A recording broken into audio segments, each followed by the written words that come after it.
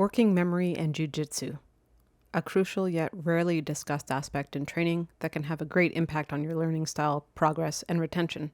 Over the 7+ years I've been training, I would keep coming across the same difficulties that were very frustrating. Things that no matter how hard I tried just did not change, like immediate loss of technique, difficulty following verbal instruction, and generally feeling like I was being far more slow than my counterparts and sometimes even confused. I think to others it may not appear this way, but my own self-perception was extreme due to this stress that I had to retain and apply all of this information at once. Forgetting technique or blanking out during demonstration is not a unique experience, and I chalked a lot of it up to not having enough experience on the mats, assuming that the higher I got in my belt rank, that my brain would eventually catch up. It didn't. It just got more noticeable to me, especially since I realized that no matter who I was training with, I was going to have to ask them what happened, what are we doing, what's going on. I found it really embarrassing, like a blue, purple, brown belt should know what is going on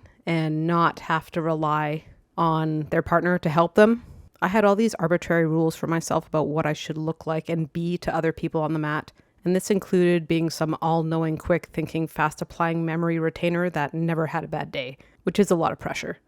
These memory issues, though, were not mat-dependent. People had always commented on my forgetfulness, either out of jest or irritation. I'd lose my shit if I couldn't find my keys, which I'd left in the fridge. People would be hurt when I forgot special dates or occasions, making their way to tell me how selfish I was. I just settled on the fact that I was a forgetful asshole, bad roommate, shitty friend, flaky free spirit.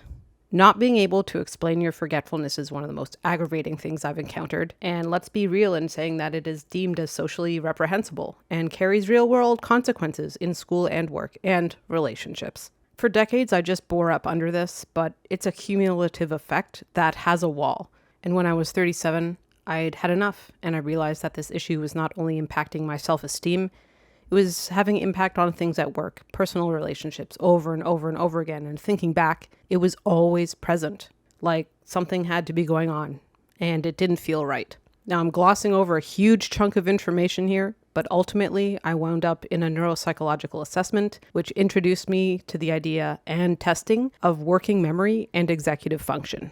In cognitive psychology, working memory can be an indicator for learning disorders, developmental disabilities, even acquired issues seen in traumatic brain injury, as well as neurodegenerative diseases. For me, the testing was assessing developmental and learning disorders. Some argue working memory is different than short-term memory, and they cannot be used interchangeably, in the sense that with working memory, it's more of a directed and managed use of the information in real time, rather than a static thing of mentally retaining the information over a brief period of time. In my assessment, I was administered a bunch of tests specifically for memory, processing, visual construction, scoring between below average to average, and it started to build a picture for my clinician to help me understand my own brain and explain why I struggle intensely in specific areas. And while I had an average result overall, these aspects are weighed in tandem to many other performance testings that I did that include language, attention, verbal fluency, and inhibition that round out what my clinician called a tour of your brain, which then leads to an appropriate diagnosis should I fit the criteria. Essentially, working memory is a massive multitask, dealing with problem-solving, impulse, evaluating, digestion of information, planning, and action. The embodiment of what Jiu Jitsu is, at least to me, plus the time restrictions. I think a lot can develop over time into that muscle memory I'm sure that everybody who's been on the mat is well aware of, but folks with slower processing speeds and weak recall can end up struggling much more than your average practitioner, not getting it as quickly as others in the room. For me, having this information has changed the way I see myself and how I choose to train.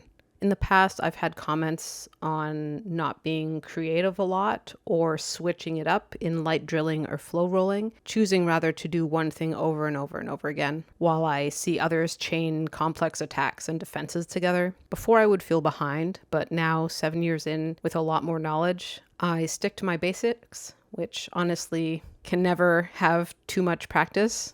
And I try not to put myself in pressurized situations to be more complicated when my body and mind are just not keeping up.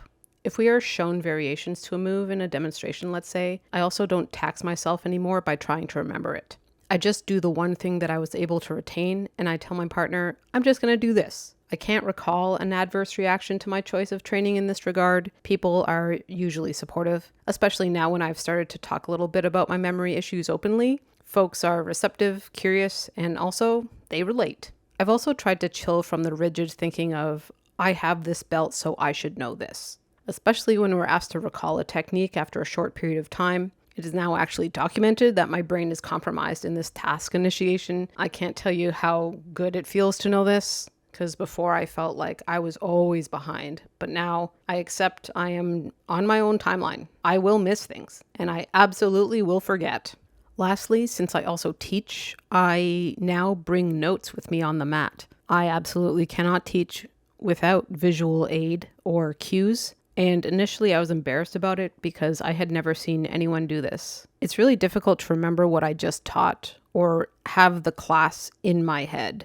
Time sequencing, who partnered with whom, things seemingly essential to running a good class can just absolutely collapse in my brain as I'm trying to organize it in real time. I view the teacher-student relationship as reciprocal, and I feel like I am more a facilitator than a director, and that just really helps my brain relax and be receptive to any questions or reminders that the students may have for me. And it makes the class run smoothly anyway.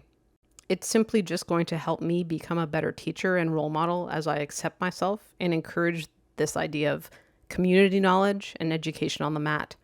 And hopefully showing that needing visual aid and written reminders are helpful and not something to be ashamed about.